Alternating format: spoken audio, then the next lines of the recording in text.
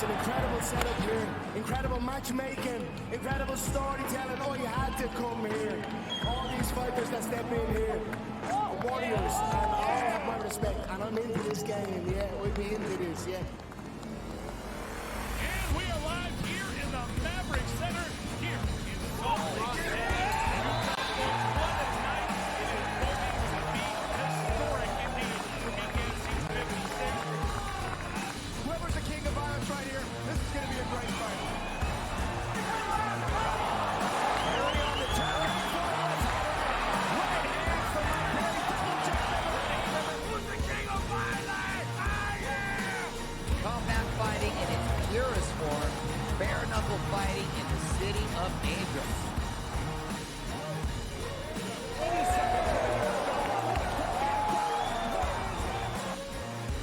We've got the biggest announcement in the BKFC history we're about to make, so let's make that announcement. What's up, Knucklemania? The notorious Conor McGregor here. Ladies and gentlemen, the huge announcement that I have for you today. Conor McGregor, myself, and McGregor Sports and Entertainment is now an owner of Bare Knuckle Fighting Championship. Welcome to the big leagues. David Feldman, baby, we did it. He's now an owner of BKFC with us, and we're going to take this motherfucking thing all the way to the top now.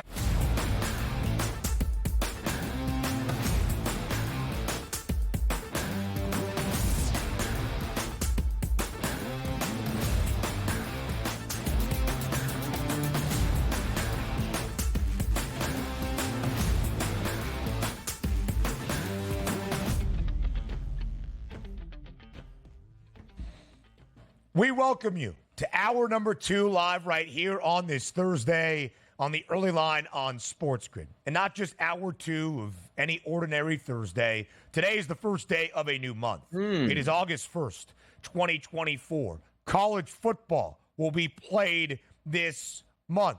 And a National Football League game will be played tonight. The Hall of Fame game in Kenton, Ohio, between the Chicago Bears and the Houston Texans. Oh, it's preseason. It's an exhibition game. It doesn't even matter. Chicago has 3 more games after. So do the Houston Texans. C.J. Stroud's not playing. Caleb Williams isn't playing. It does not matter.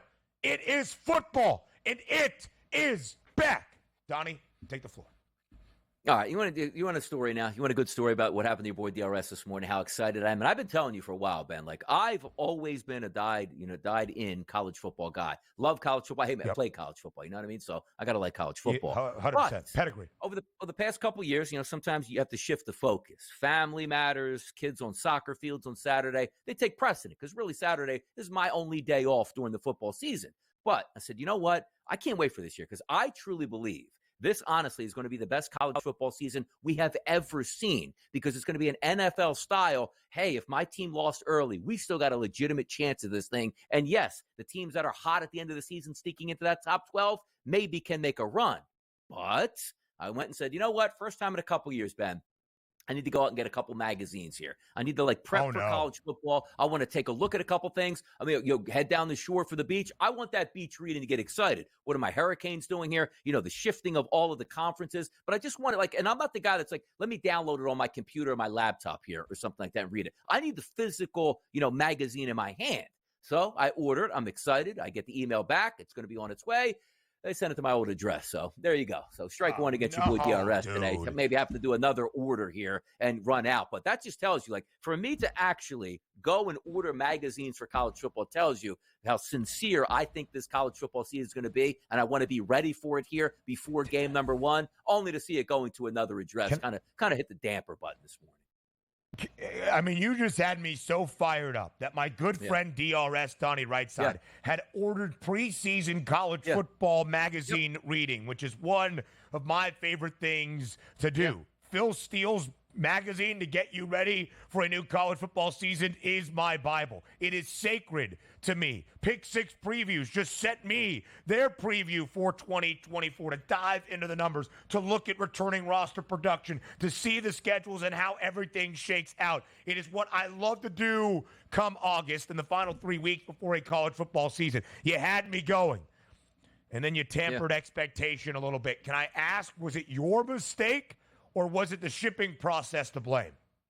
Well, because the magazines that I ordered here, when I used to get them, they pre-fill in. So, your credit card, you just say, okay, bang, it's in. You see the billing address. But I didn't scroll down to see them. Like, it's been a while. Like, I've been in my new place for, 2.5 years at this point. So I didn't even think to check that. So when I sent the email, and also sent an email response, as soon as I was like, oh, no, I saw it come back. Hey, can you please change this? And then only get an email like 5 minutes later, which, again, is an auto response in the morning. Can you guys make this change? Congratulations, it's shipping. I'm like, yeah, congratulations to whoever lived in my previous house. They're going to love college football this year, my parents. Maybe they're getting fired up for college football, too, and you are doing yeoman's work by getting more people excited for CFP. Donnie, right side, a good guy. All right, Hall of Fame game tonight in Canton, Ohio. We get it. It is the first preseason game of the year. It is going to be sloppy. You are not going to see any of the stars or even the starters that you know on either side. It will not be Stephon Diggs' debut in a Texans uniform. We are not going to see the reigning offensive rookie of the year in C.J. Stroud or the number 1 overall pick this past April in Caleb Williams for the Bears. But that's okay. The guys on the field, this game matters more than anything. For the organizations and the teams as a whole, it is your first practice run to make sure that you are ready for a season. To the coaching staffs, D'Amico Ryans, Matt Eberflus, back for year 3 in the Windy City, they are going to take this game very, very seriously. The Texans, a short 1.5-point favorite, minus 130 on the money line. Chicago on the other side, plus 110, a measly total. As you might expect in the Hall of Fame game, the over-under 31.5. Donnie, I get a little nervous to ask you this question. Where does your handicap start for the Hall of Fame game? Because I feel like you might reply, I'm not going to handicap the Hall of Fame game. Yeah, there's no handicap really in the preseason for me. And, my stance has basically softened over the past couple years. But, in my other life, I was one of those guys that would get on Twitter and say, you idiot, if you're betting this. And honestly, it's true. Now, there are trends you can go off of that people use, and some people really enjoy betting preseason. I get that. And that's all fine and good if that's what you like. But if it's like a Major League Baseball game, you got to put in the time and the work and get those numbers to work. How about if we came on this program and you said, Donnie, take a look at the game tonight. Phillies and Yankees, what do you think? I go, Ben, I love this game. It's going to work out. And you say, well, okay, what's the pitching matchups? Ben, I don't know what the pitching matchups are. All right, Donnie, what's the 1 through 9? Like, who can you expect to get an RBI? Ben, I have no idea who's going to be in the lineup. But you know what? Phillies at a minus 116 price and go over the 7.5. That's what I like tonight, despite not knowing a single damn thing about what's going to take place in the game. That's preseason football in a nutshell. Now, the only thing I can counter that with, Ben, is when the Baltimore Ravens play, it might as well be the Super Bowl. Preseason, regular season, postseason, whenever, street football, that team takes it seriously. When there's a clock and a score, they want to win at all costs. But I don't have any theories here in preseason other than this coach takes preseason serious. Outside of that, how do you handicap a game where you have no idea who's playing in that football game? It's hard to do.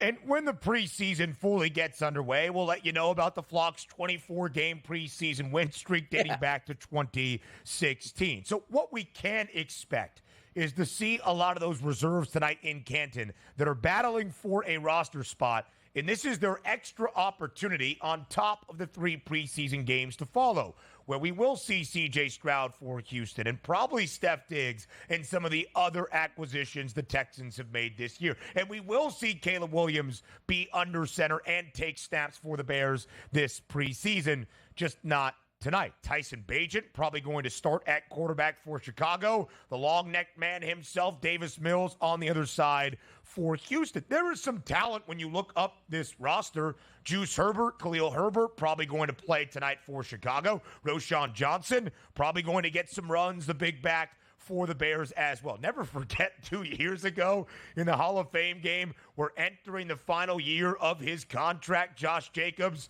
was out there for most of the opening half in Las Vegas, and Josh McDaniels was making him run up the gut 10, 15 times in the opening half. That's a coach that is supremely motivated. A couple of trends to know, at least when you see that total of 31.5. It makes me very happy to see, of course, as a fan of Big Ten football. In the last decade of Hall of Fame games, the last 10 Hall of Fame games, 5 times we've been over this number, 5 times under. The last 2 years, though, we've seen an uptick in scoring, 38 points and 37 points. The last time that both teams reached the 20-point benchmark, that was 2013. It's just a point and a half.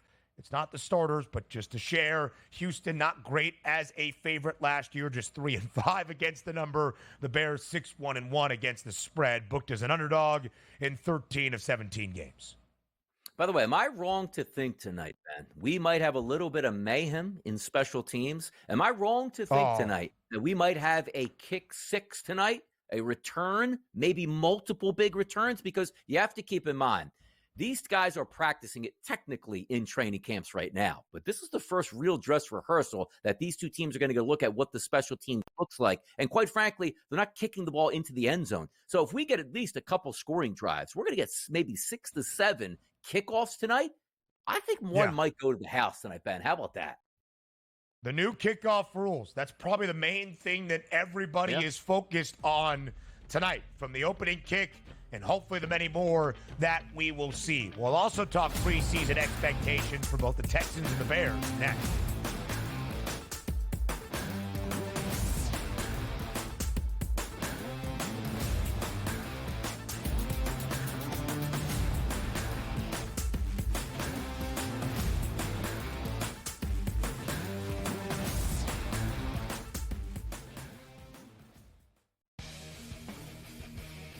Hopefully they learned their lesson. Hey, this ain't the NBA, bro. You don't have 6 fouls, and they will check you on this stuff. And Brooks has a reputation coming into this. You can tell the refs are watching them, and they were on him all the time. This was 10, 12 years ago. Canada playing Greece with that type of lead that they had. They probably would have mentally crumbled and lost that game to Greece by 3 or 4 points in the final minute of that ball game. Sports Rage Late Night, only on SportsGrid. Where are you at in terms of a starting lineup, what you want to see from Team USA? I think he'll get guys involved, and then there's your lockdown defender at the point guard, the point of attack, right? I do like Curry. I would then go with Ant. I like Ant over Booker. I think if you look at the way the Canada game was, they looked kind of slow starting, and then they kind of got rolling. Game time decisions, only on SportsGrid. That race for the Cy Young, pretty much as equally compelling and intriguing as the race for the wild card spots in the National League. And also keep in mind, this team doesn't pitch the entire season. So his ERA gets affected much, much more if he has a poor outing than, let's just say, Chris Sale or Zach Wheeler that's been there all season long. This would be a fun one to watch it play out. But the big loser last night were the Phillies and Zach Wheeler. The early line, only on SportsGrid. However many units are on the line, however many people, however many cocktails, like it's a perfect scorecard. And someone questioned him on one hole. He's like, well, one thing I never get wrong is the scorecard. And then we're on like 13 and he's added up and he's like, this is wrong. I looked back from number 13 and I'm like, I'm missing $140 somewhere. I don't know where I'm missing it. And I'm looking back and I'm like, no, it doesn't match up on 11. And I got to track it back to like number 7. Only on SportsGrid.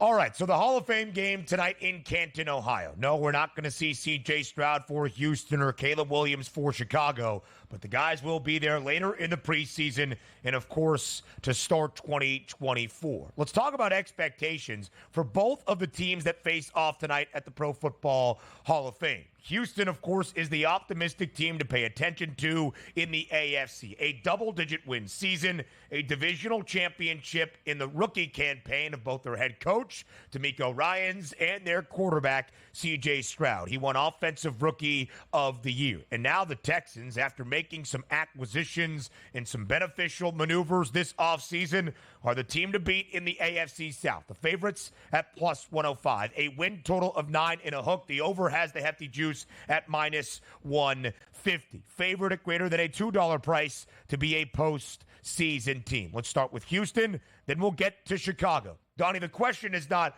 are you optimistic about the Texans? It's, do you think the Texans will match those optimistic expectations?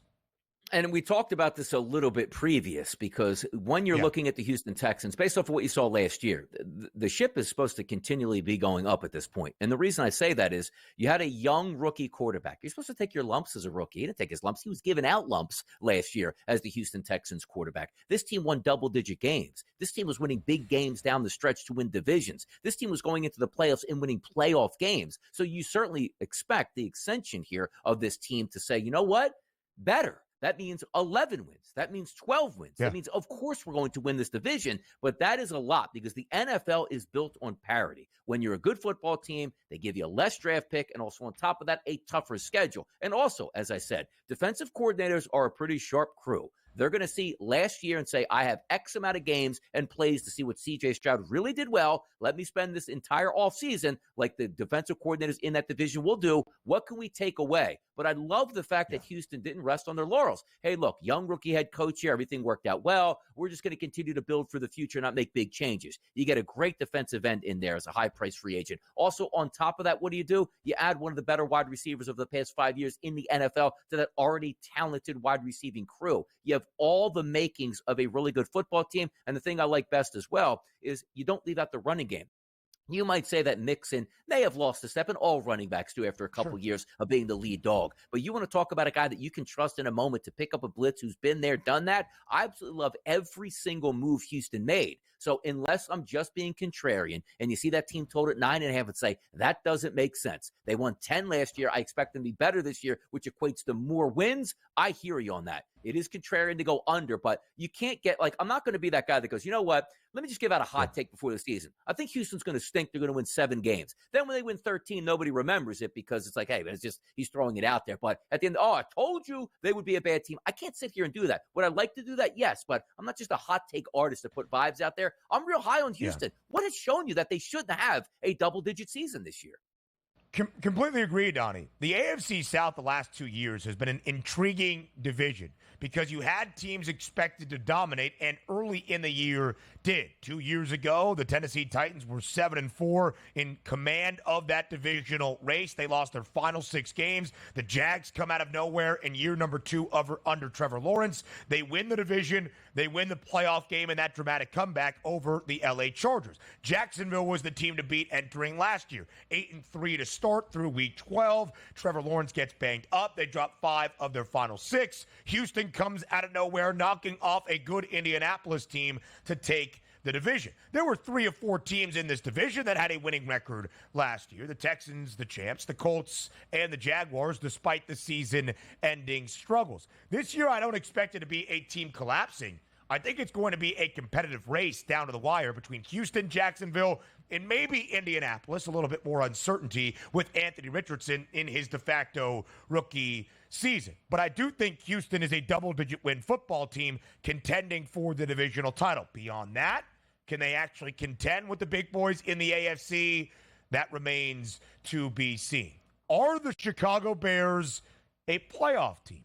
8.5 to win total for Caleb Williams. He's a rookie quarterback, but he's a rookie quarterback surrounded by talent and a strong defense that led the Bears to 5 wins in their final 7 games last year.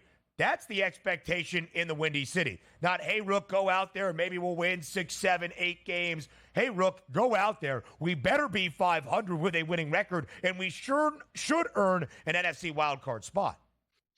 And here's the funny thing about this, which is great that they're matching up in this game, because there's a lot of parallels between these two franchises. And I'm not just talking about the players itself on the field. How about just the one position at quarterback? We were always led to believe that you have a bad football team, which is why you get that number 1 overall pick. The Bears not necessarily were a great football team, but they weren't the worst team in the league. They made a shrewd trade the year before, which allowed them to get that number 1 overall pick, which means they have the semblance of some decent players and won some football games last year. And it's not a complete regime change. But I think we were spoiled last year with C.J. Stroud of how well he performed as basically a top 3, top 2 draft pick in the NFL last year, which the expectations now Caleb Williams are, I just watched C.J. Stroud do this. Of course, we should see an MVP-like chance here for Caleb Williams this year, but also I love this as well.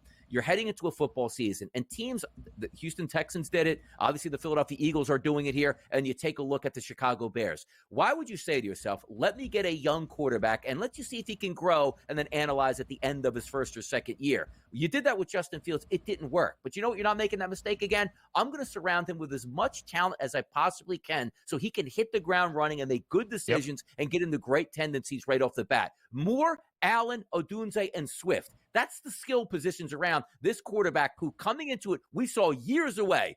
Tank for this kid. He is going to be a dominant professional athlete. So the Chicago Bears and their fans, they should be sky high right now because their organization did their young quarterback right by saying, I don't just want you to go out there and win it by yourself. We'll see in a couple years. Let's go out and get you that talent so you can win right away. So it's a great matchup tonight and intriguing because great quarterback last year as a rookie. We're expecting greatness, the same thing out of Caleb Williams this year as a rookie.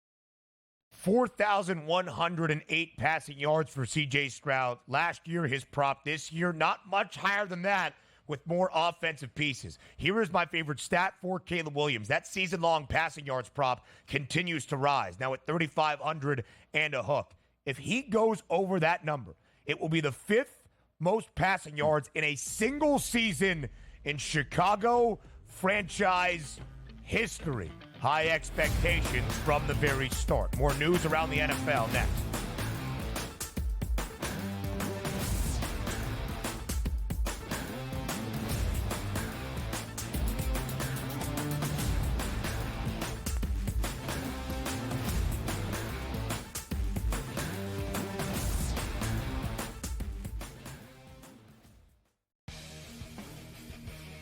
Hopefully they learned their lesson. Hey, this ain't the NBA, bro. You don't have 6 fouls, and they will check you on this stuff. And Brooks has a reputation coming into this. You can tell the refs are watching them, and they were on him all the time. This was 10, 12 years ago. Canada playing Greece with that type of lead that they had. They probably would have mentally crumbled and lost that game to Greece by 3 or 4 points in the final minute of that ball game. Sports Rage Late Night, only on SportsGrid. Where are you at in terms of a starting lineup? What you want to see from Team USA? I think he'll get guys involved, and then there's your lockdown defender at the point guard, the point of attack, right? I do like Curry. I would then go with Ant. I like Ant over Booker. I think if you look at the way the Canada game was, they looked kind of slow starting, and then they kind of got rolling. Game time decisions, only on SportsGrid. That race for the Cy Young, pretty much as equally compelling and intriguing as the race for the wild card spots in the National League. And also keep in mind, this team doesn't pitch the entire season, so his ERA gets affected much, much more if he has a poor outing than, let's just say, Chris Sale or Zach Wheeler that's been there all season long. This would be a fun one to watch it play out, but the big loser last night were the Phillies and Zach Wheeler. The early line, only on SportsGrid.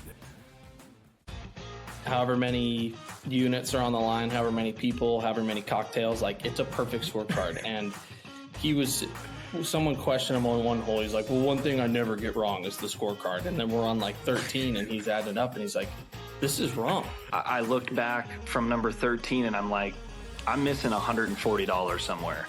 I don't know where I'm missing it. And I'm looking back and I'm like, no, yeah, it doesn't match up on 11. And I got to track it back to like number 7. Only on SportsGrid.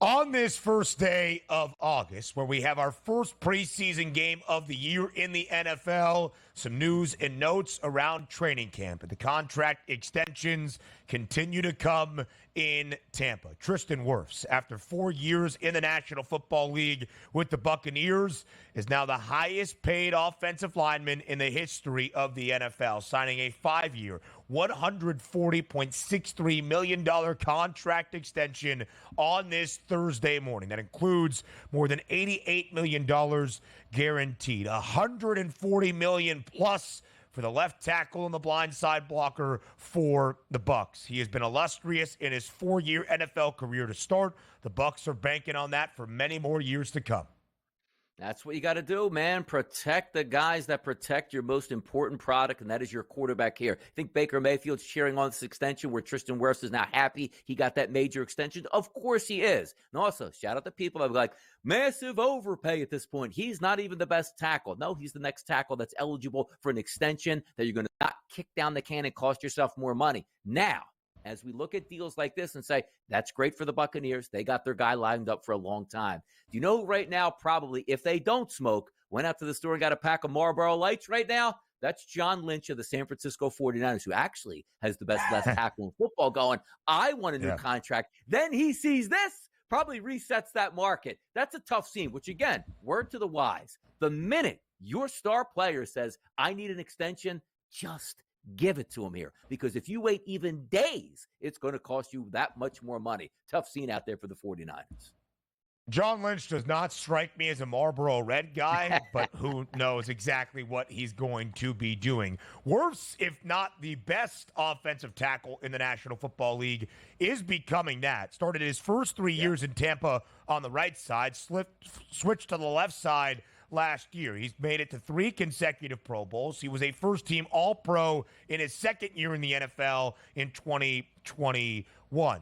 Is it time to say goodbye to the chain gang in the National Football League? The NFL announcing yesterday they will test Sony's Hawkeye technology for measuring first downs during some preseason games this year. Donnie, a loud groan. What is your assessment? Are you going to be nostalgic for the chain gang, or are you happy they are keeping an eye on the future? I got to be true to myself, which means I'm going to contradict myself, of course.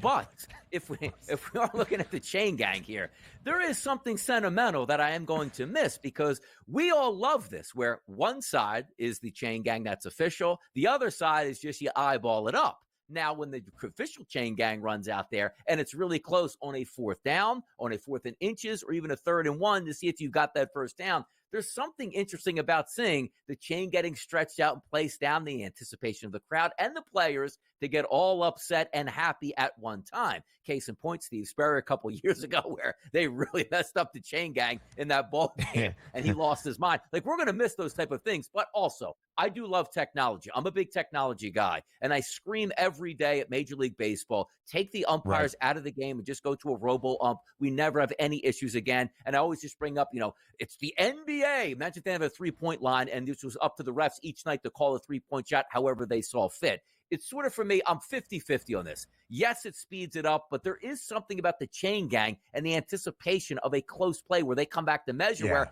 inches mean you win that game or could possibly lose that game. I don't know if I want to miss that, Ben.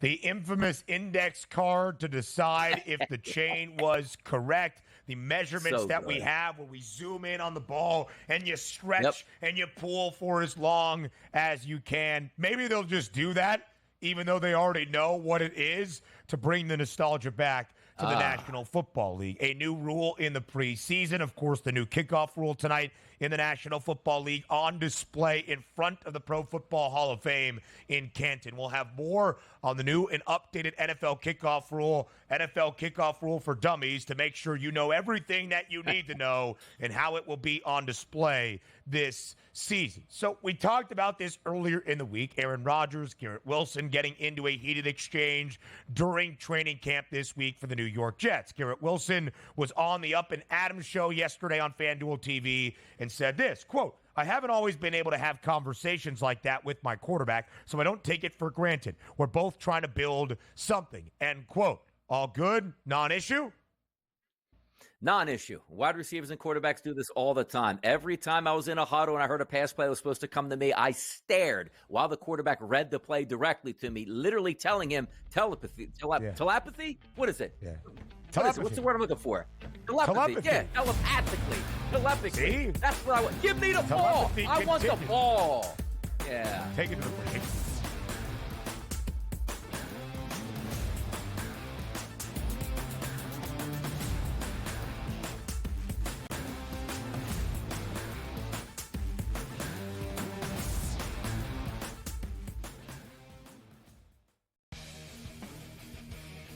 Hopefully they learned their lesson. Hey, this ain't the NBA, bro. You don't have 6 fouls.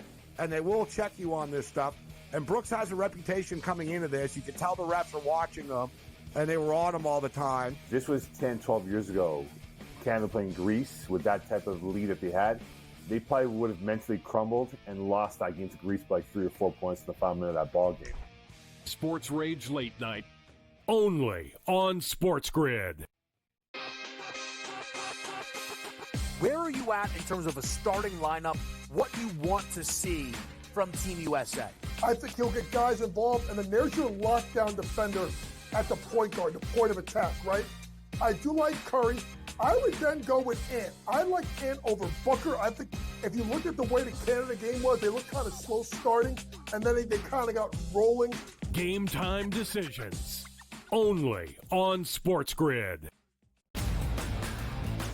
That race for the Cy Young, pretty much as equally compelling and intriguing as the race for the wild card spots in the National League. And also keep in mind, this team doesn't pitch the entire season, so his ERA gets affected much, much more if he has a poor outing than, let's just say, Chris Sale or Zach Wheeler that's been there all season long. This would be a fun one to watch it play out, but the big loser last night were the Phillies and Zach Wheeler. The early line, only on SportsGrid. However many units are on the line, however many people, however many cocktails, like it's a perfect scorecard. And someone questioned him on one hole. He's like, well, one thing I never get wrong is the scorecard. And then we're on like 13 and he's added up and he's like, this is wrong. I looked back from number 13 and I'm like, I'm missing $140 somewhere. I don't know where I'm missing it. And I'm looking back and I'm like, no, yeah, it doesn't match up on 11. And I got to track it back to like number 7. Only on SportsGrid.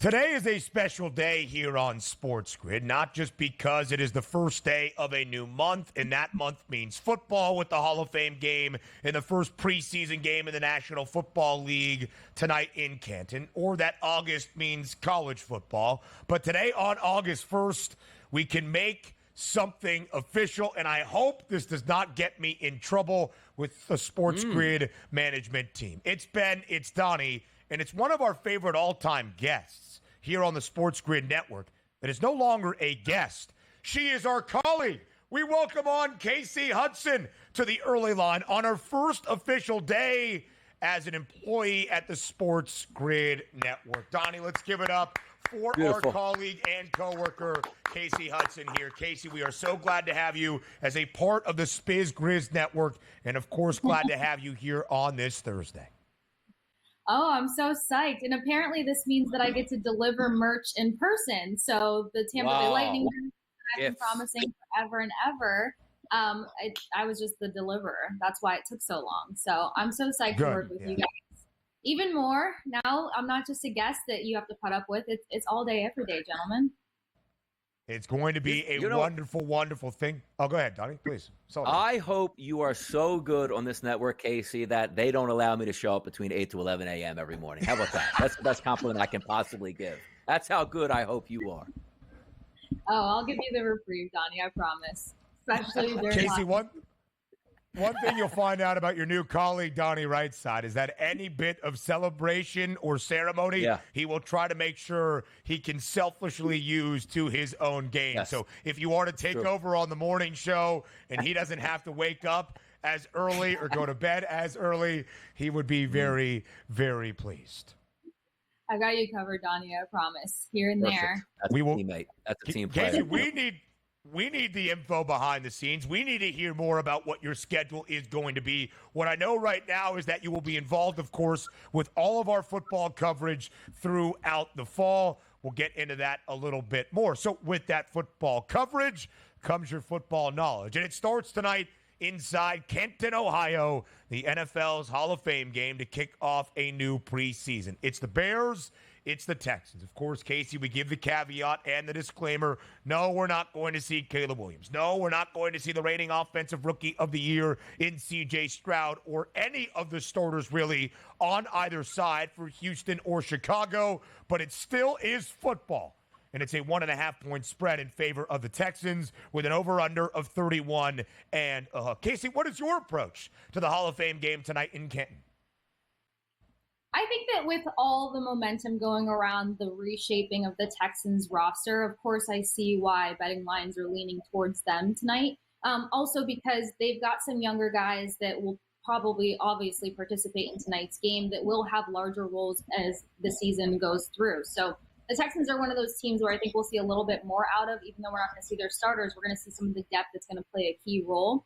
When it comes to the Bears, though, there's a lot to be excited about. Obviously, there was a lot of drama around the quarterback conversation, but we really just need to see if that breath of fresh air with switching out their quarterback, taking Caleb Williams, has generated throughout the locker room. And regardless of your starters being on the field, that's something that you'll be able to tell from the energy tonight. And again, you want to see what the depth is going to hold in these rosters as they go through the season. You got the Bears opening the season, not really going against divisional competition. You've got the Texans that probably have a bit more of a weight on their shoulder after they surprised a lot of people last year. So I think it's still going to be quite a game. And obviously one of my favorite players is now being inducted. So much to look out for tonight. Evolution of the NFL preseason typically changes every couple years. It used to be like they had 6 to 7 preseason games down to 4. Now we see 3. So it's great to start on, I guess, the morning of the first preseason game. Let me ask you a question about this, Kasey. What do you get out of preseason football? Because even if you go back 20 years, the teams used to play starters week number 1, week 2, week 3, then take off week number 4. Do you take anything out of preseason now that maybe just a couple years ago that you used to your advantage during the regular season? Yeah, it's gotten a bit difficult not being able to see the starters and kind of seeing what rosters are actually going to generate to. But kind of just touching back on that depth situation, we've seen so many. I feel like every year we talk about how many injuries accumulate in the beginning of the season, and it seems more dramatic season by season. With that said, though, you want to see the guys that are going to be able to step up. You want to see their caliber. You want to see their adaptation of the playbook. And that's what you're going to see in the preseason. So even though you're not getting your starters, you're getting those backup guys that are probably going to have an effective role or be able to step up and help. Next man up has not become just a cliche thing to say. It's become imperative for each roster to have those guys that can step up and step into those situations at any time. So that's what the preseason kind of shows you. We're going to see a QB battle for the backups for the Bears. They're going to make sure that they have a quality backup because right now they're trying to prove a point that it was smart to go with Caleb Williams, that he is going to be able to translate some of his success from USC to the NFL level underneath OC Waldron. So there's a lot that we have to see in terms of the playbook, what they're going to be going with and running with, and how well those players are going to be able to support each other. And those supporting roles are just as important. So preseason might not be as flashy without the starters, but there's still plenty to look out for in terms of who's going to make it to the long run.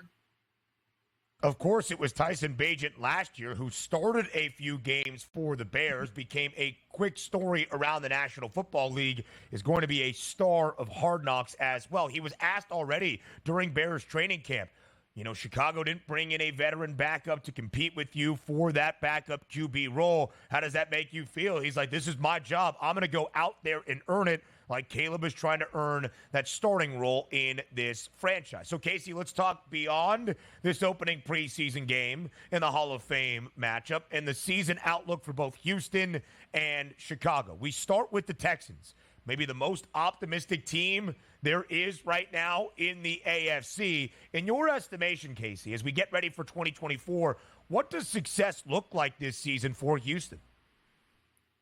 I've got a lot riding on Houston. Like I mentioned, they were a massive surprise last year. To get all the way to divisional and fall short to the Ravens should speak volumes. And a lot of those volumes come around, their rookie QB in CJ Stroud. I mean, he's one of the few rookies to break over 4,000 yards in his opening season. His demeanor, his composure, he was able to come in, command, and conduct a team. And so just imagine the build off from that. Not to mention is that this was an aggressive offseason for the Texans.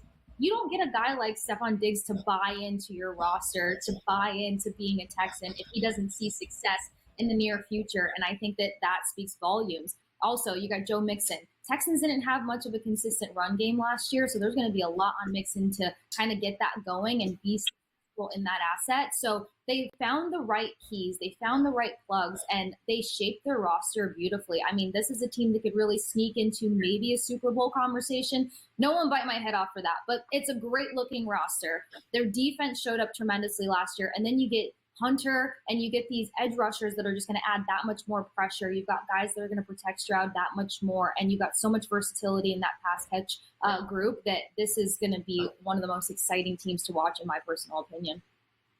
If we take a look at that quarterback matchup, and also there is a lot of, talent, no doubt about it, C.J. Stroud and Caleb Williams. You saw last year C.J. Stroud, 4,100 yards passing, 23 touchdown passes, only 5 interceptions. Peyton Manning, I think, threw close to 30 interceptions his rookie year. Are we going to have unfair expectations on Caleb Williams compared to what C.J. Stroud did last year? And is that fair? I think that there's already some unfair conversations taking place, but you cannot compare the two. CJ Stroud is coming out of a system that prepared him for pro style and more NFL pace. Caleb Williams is going to have some adjustments. He's not going to be able to run as high tempo, even though the system's going to try to complement him. But I think this is kind of an apple and oranges thing. What you want to look for out of Caleb Williams is his leadership and his ability to adapt to the playbook and let him take this one game at a time. The buy-in is there. Veteran players are backing him, loving him, supporting him, and listening to him. So I think that's a big start. Caleb Williams expected to lead the Bears to a winning record, 8.5 the win total. The over has the juice at -150. As Kasey shared, C.J. Stroud throwing for more than 4,100 passing yards last year. Only 5 rookie quarterbacks in the history of the NFL, including Stroud, have thrown for 4,000 yards in NFL history. Kasey's preseason prediction up next.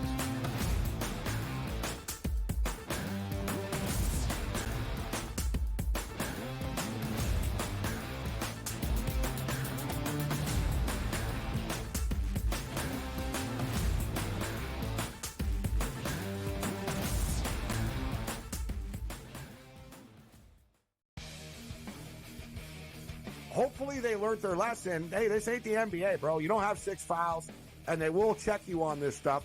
And Brooks has a reputation coming into this. You can tell the refs are watching them, and they were on him all the time. This was 10, 12 years ago. Canada playing Greece with that type of lead that they had. They probably would have mentally crumbled and lost against Greece by 3 or 4 points in the final minute of that ball game. Sports Rage Late Night, only on SportsGrid. Where are you at in terms of a starting lineup, what you want to see from Team USA? I think he'll get guys involved, and then there's your lockdown defender at the point guard, the point of attack, right? I do like Curry. I would then go with Ant. I like Ant over Booker. I think if you look at the way the Canada game was, they looked kind of slow starting, and then they kind of got rolling. Game time decisions, only on SportsGrid. That race for the Cy Young, pretty much as equally compelling and intriguing as the race for the wild card spots in the National League. And also keep in mind, this team doesn't pitch the entire season, so his ERA gets affected much, much more if he has a poor outing than, let's just say, Chris Sale or Zach Wheeler that's been there all season long. This would be a fun one to watch it play out, but the big loser last night were the Phillies and Zach Wheeler. The early line, only on SportsGrid. However many units are on the line, however many people, however many cocktails, it's a perfect scorecard. And someone questioned him on one hole. He's like, well, one thing I never get wrong is the scorecard. And then we're on 13 and he's adding up and he's like, this is wrong. I looked back from number 13 and I'm like, I'm missing $140 somewhere. I don't know where I'm missing it. And I'm looking back and I'm like, no, it doesn't match up on 11. And I got to track it back to number 7. Only on SportsGrid.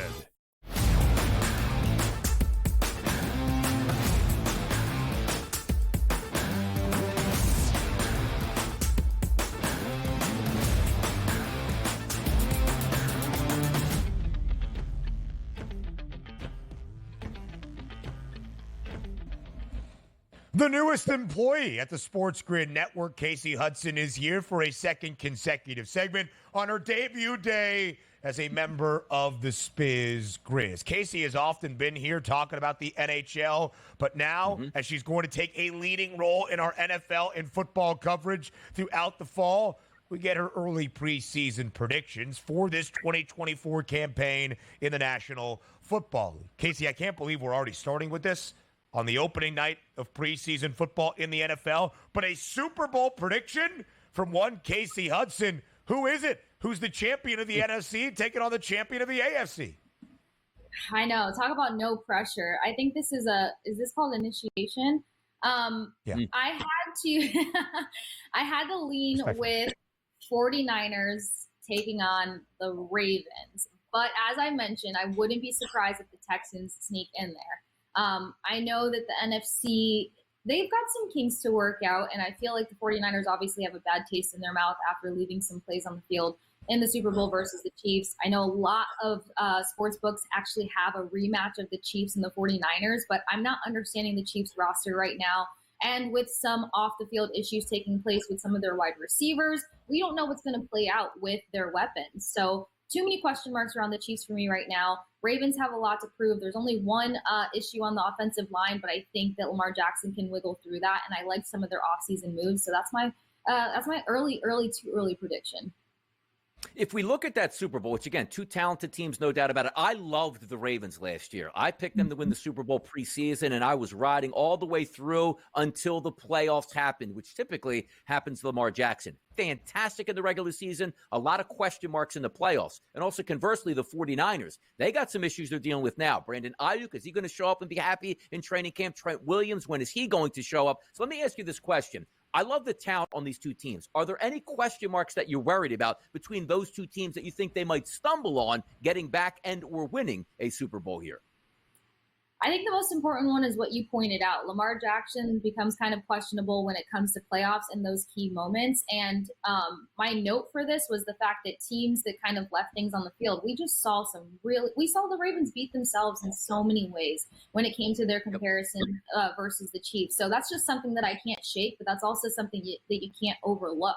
So if the Ravens get back into this position and beat themselves, then they're just kind of one of those taboo teams that you can't bet on anymore, and you got to let it go. So that's where my biggest concern comes. The inconsistency with showing up in playoffs, but it's really do or die this year. I know that was a conversation last year, but I think this is it for Lamar Jackson to say whether or not he can get his team across the finish line. Those mistakes are fixable that they made last season.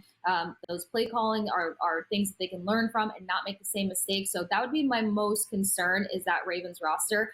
As for the 49ers, I just think that there's a lot more buy-in over there. I know that Ayuk was requesting a trade, but there's still other talent there. And of course, as you guys probably remember from Super Bowl, I'm still expecting a lot more out of Kittle. He did go through last season banged up and not fully 100%. So I think that speaks to kind of his inconsistency throughout the season, but he's going to have a point to prove this year. It cannot be the Christian McCaffrey show all over again. So that's where my hesitation lies with the 49ers. Is it going to be all on Christian McCaffrey to get the job done? And is George Kittle going to show up and help be an alleviator for Brock Purdy? We saw such great bromance between the guys, and we started to see some good magic manifest between them, but that has to come back this season. We didn't see much of it last year. A couple of tabs to be paid perhaps by the Bay. Brandon Ayuk at practice yesterday. There was some video of him walking around the practice field, shaking the hand of general manager John Lynch. Might there be a contract update in San Francisco very soon? And, of course, the veteran left tackle and the best in the game, the only offensive lineman rated a 99 in Madden. That's Trent Williams, who wants an update to his contract as well in San Francisco. The 49ers, as you saw, a co-favorite to win Super Bowl 59 alongside Kansas City at 6-1. How about the team with the fourth best price and the second best number alongside Philadelphia in the NFC? That's the Detroit Lions, also on Kasey's NFL watch list for 2024. The Lions, who won a divisional crown for the first time in 3 decades last year. The Lions, who won an NFL playoff game for the first time in 32 years a season ago. Kasey, what are they going to do for an encore this upcoming campaign? I know. When I was submitting these, I was like, low-key, I can see a Lions-Texans Super Bowl. But I'm Team Campbell. I mean, again, another team that just kind of beat themselves in unfortunate ways, and that's not to take away from how well their opponents played. But if Don't Stop Believing didn't push the 49ers across the finish line, then we would have been seeing something completely different this past season. You've got Goff, who's just, I mean, I don't think he gets enough credit for the way that he stepped into his role with the Lions, especially with all the conversations and headlines taking place around him that we thought was going to distract him. Now he's a married man. He wants to grab another ring. I see that this team can kind of rally together behind him. The weapons are there. The roster structure stayed intact. And the buy-in with Campbell is just tremendous. So this is a team that really can kind of march through and be a commanding presence. They might even have a more flattering roster depending on what happens with certain players on the 49ers than the 49ers. So there's a lot to love about the Lions team here. This is why I have them as a watch. I don't think they were a surprise last year. I think they were a surprise the year before, and I think they're going to live up to the expectation and the hype. They're staying quiet right now, which is one of the most lethal things you can do, having the roster that you have and having the head coach that you have to pull through. By the way, we've seen some big offseason moves, and typically we talk about players and head coaches, but maybe two of the biggest wins in the offseason were Ben Johnson staying with the Detroit Lions as an offensive coordinator and Bobby Slowick staying with the Houston Texans, which leads us into our next thing here, the MVP award. I mean, maybe Patrick Mahomes, is it going to be one of the superstars that we know about, or is it maybe one of those young upstarts that had a great rookie season last year, Kasey? I'm going young. I got to go with CJ Stroud here. Again, they did so well manipulating a roster to help him take the next step in his career. I just can't picture that he's going to have much of a drop-off. Does that add additional pressure? Absolutely. But now I think he's got 4 or 5 different pass catchers to work through. And to think of how he handled his roster last year, not to mention is that as a rookie, his third down management and consistency with that just speaks volumes on its own. You don't see many rookies come in and manage third downs. Veterans still struggle with it. So he's proud for me. Kasey is still here for some puck talk in the summer. Next.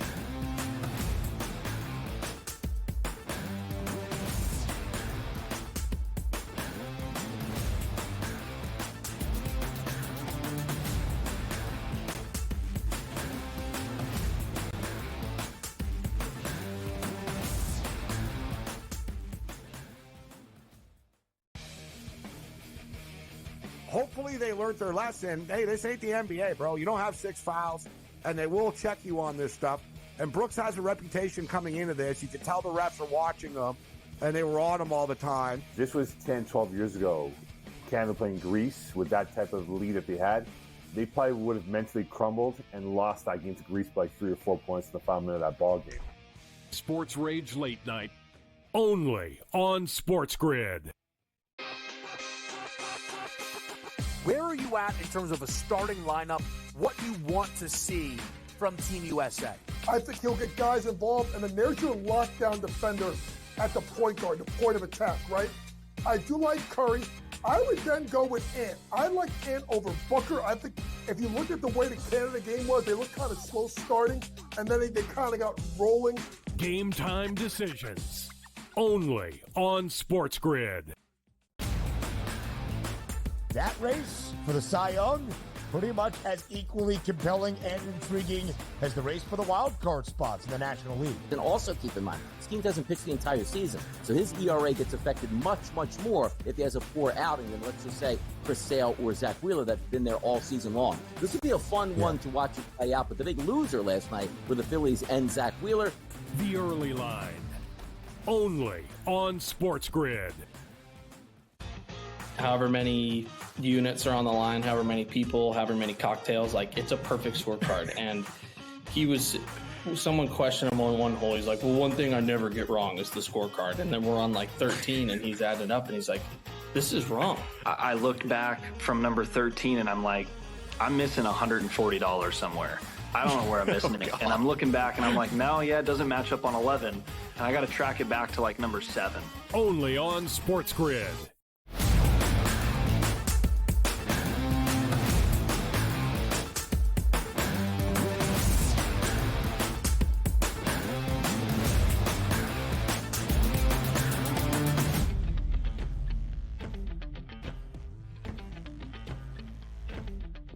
Kasey Hudson's expertise knows no bounds. She will be a part of SportsGrid's football coverage around the National Football League, some college football as well this fall. Now on her first official day as a SportsGrid employee. So we're very glad to have Kasey here for all of this final half an hour of our second hour. But of course, Kasey has long been a great guest on this network with her puck talk knowledge around the National Hockey League, and I cannot wait for this segment because of one name that I see here in notable offseason moves for Matt Michkov and the Philadelphia Flyers. But I'll let Donnie ask about that. Kasey, we start at the top. The San Jose Sharks draft Macklin Celebrini first overall out of Boston University. His dad worked in the sports medicine side for the Golden State Warriors, so he knows Northern California. Maybe not the ceremony that was Connor Bedard, the prince that was promised,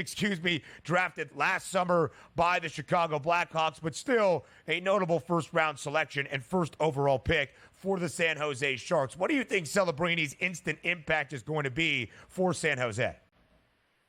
Yeah, hoping that he further declares to stick with San Jose. And I'm thinking that their offseason moves may have made that a more attractive offer. But you're looking at a guy that's going to be a solid two-way plug for this team. He makes plays happen. He's not afraid to be physical. And his ability to generate offense and get plays going and find the back of the net, this is what this team needs. You're talking about the worst NHL team last season trying to make more of a push this upcoming season. And they grabbed some great guys to do just that. They've got some depth now on their top six. They've got solid top six guys that hopefully Celebrini being a part of that.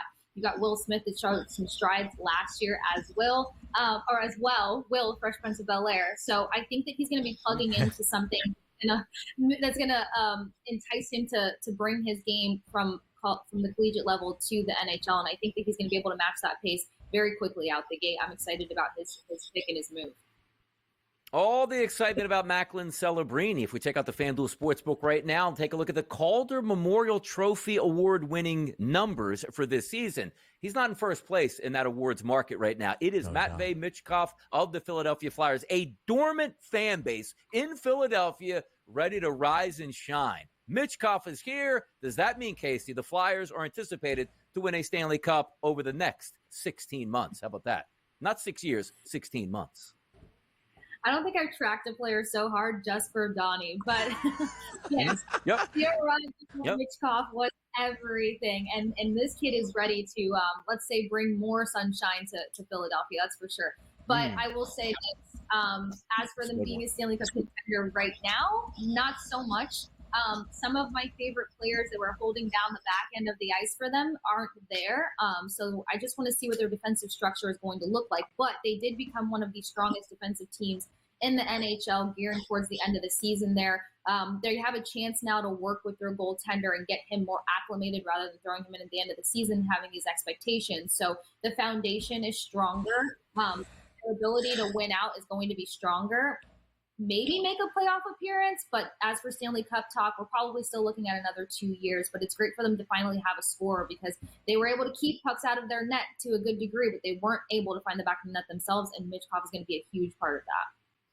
There you saw all the individual races and the awards odds. Connor McDavid, the favorite to win the Hart. That's the NHL MVP. Austin Matthews should be tickling the twine all year long. What a list for Donnie personally. Matvei Michkov, the favorite to win the Calder, which is the Rookie of the Year. Jeremy Swayman, his guy in net for the Bees, one of the co-favorites to win the Vezina. That is the top goaltender in the National Hockey League. Two key departures this summer for Tampa Bay. Kasey Hudson leaving Florida to go to New Jersey to join the SportsGrid network, and Steven Stamkos, one of the icons of the Lightning franchise there in Tampa, leaves for Nashville. Kasey, what do you think will have greater ramifications on Florida? Me. No, I'm kidding. Stamkos. No Hearts are shattered from the Stamkos situation, especially because there wasn't much explanation behind it. There's a lot of things that are just going to be kept lip tight there. But look, the Nashville Predators might be the new Misfits, acquiring Jonathan Marchessault, who's played with Steven Stamkos beforehand. Their top six is just ridiculous. Their defense shapely, their goaltending sharp. So you're looking at a Nashville Predators team that you might want to keep an eye on and maybe sprinkle some change on before heading into the NHL season. Kasey Hudson always giving you those early looks here on the early line. And now all across the SportsGrid network. Again, Kasey, welcome to the SportsGrid. We are so glad to have you here. Enjoy the move. I know the movers are coming in like 10 minutes, so I'll let you get to that. We look forward to seeing you in New Jersey very, very soon. Hour number 3 up next on the early line.